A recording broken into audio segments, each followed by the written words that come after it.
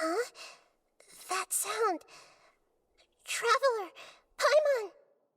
I've been waiting here far too long. But finally I have the chance to be alone with you. All the precious time I wasted has finally paid off. The doctor! What have you done? Just a type of sound wave that can quickly put defenseless people into a dream. As I expected, it doesn't have any effect on gods. This is the only thing of interest I found among the sage's research. I thought I'd take it for a little spin. Don't worry. I know you would never forgive me if I actually killed them. I'm here to negotiate with you. Naturally, I won't do anything dangerous that could potentially damage our relationship. Negotiate with me? I heard you had already left Sumeru. Why are you here again now? I left Sumeru, but I also stayed in Sumeru.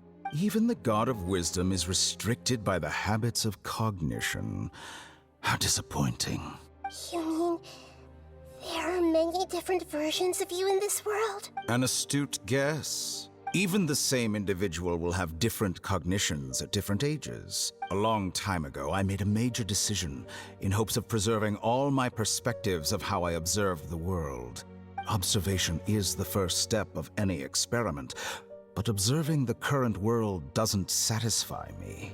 It lacks an important dimension, that of time. So I saved segments of all my ages and made them into independent individuals. That's all there is to it. Indulge me. How does the God of Wisdom find my method of seeking knowledge? It's an insult to the very concept of life. Life inherently has many rules and restrictions, each with its... Good. Amazing, even. Indeed, it's difficult for humans to make peace with themselves, not to mention oneself from a different period. Since you were in the academia, why wait until now to show up? You could very well have stopped us and helped that fake god. Simple. Let me ask you this. Would any staff member ever help the subject in the middle of an experiment? It was my experiment. So why should I interfere with the results?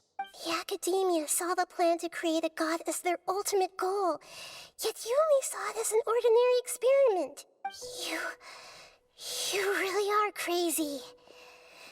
If the experiment succeeded, you would have had a new god on your hands.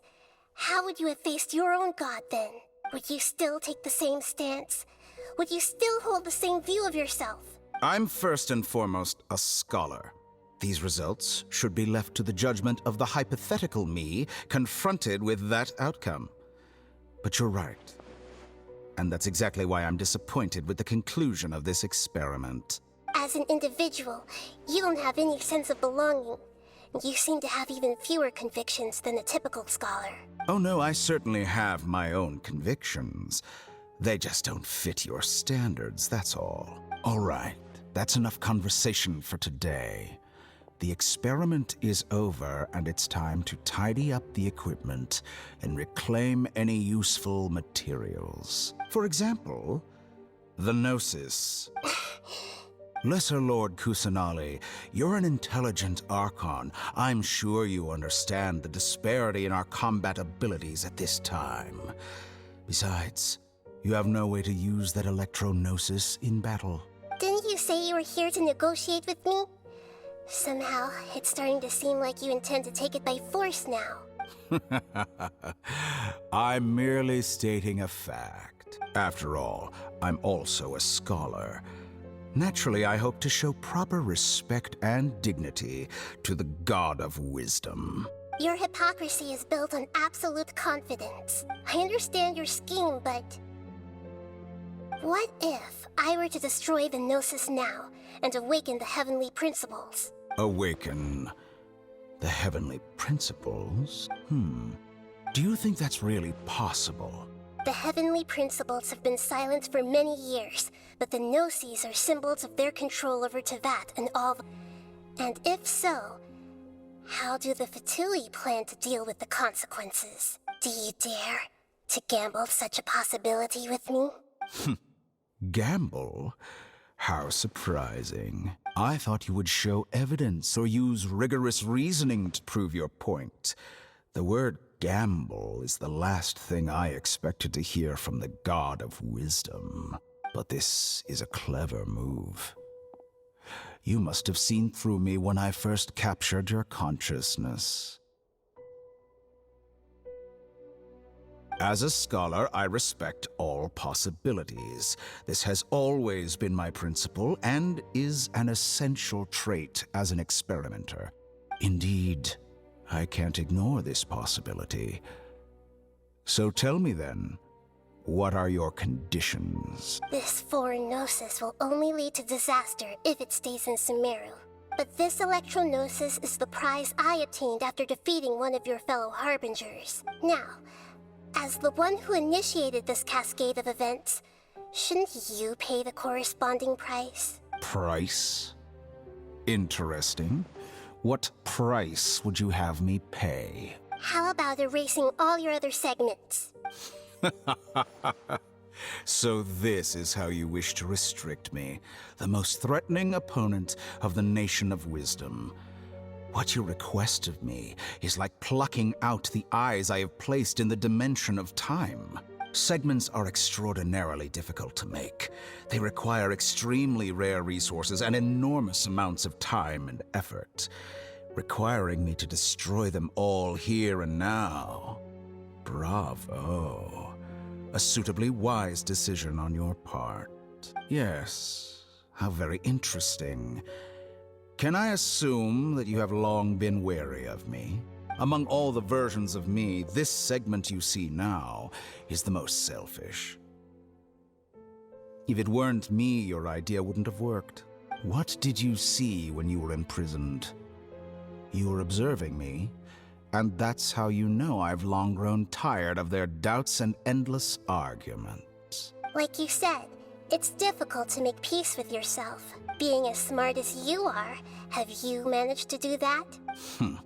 I see. If you think all those versions of me are worth a gnosis, then deal. You sure didn't hesitate much. Is the really... Dwell on that. The surplus versions of me can be exchanged for a gnosis. Do you think anyone can offer themselves at a higher price? Besides, with my abilities, it's only a matter of time until I find better perspectives. Perhaps it's best to say, you're just temporarily ahead. But what I'd like to know is, how can you be sure that I've really erased them? I can see your remaining honesty.